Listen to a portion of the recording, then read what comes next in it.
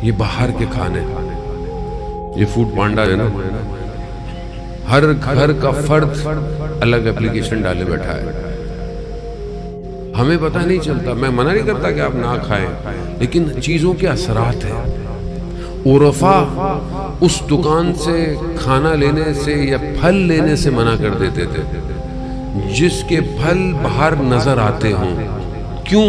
क्योंकि लोगों की निगाहें उस फल पर पड़ती हैं और कोई नहीं खरीद सकता, तो हसरत निगाहों से उसमें ट्रांसफर हो जाती है और फिर उस फल में वो असरात मुरत्तब होते हैं।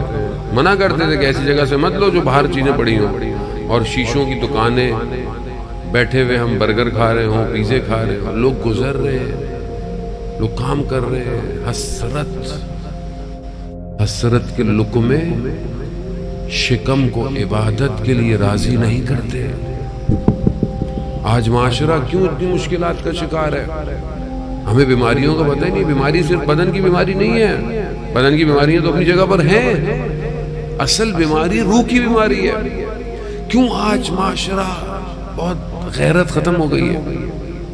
आप सोचे माशरे में गैरत खत्म हो गई है। बेटी बेहिजाब है, माँ चादर करती है, लेकिन बेटी कुछ नहीं कह सकती।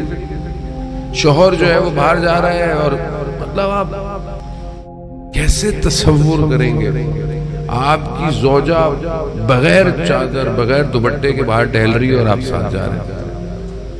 क्यों हो गया है? क्यों एहसास नहीं हो रहा? गैरत खत्म हो गई है माशरे से, और इसका ताल्लुक लुक़्मे से है। लुक़्मे से यही चीज इंसान को उठाती है।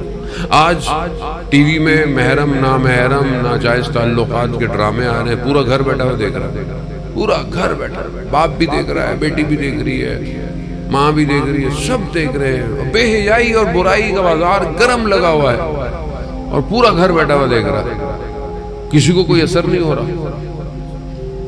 शकावत के नाम पर माओ बहनों बेटियों को नचाया जा रहा है।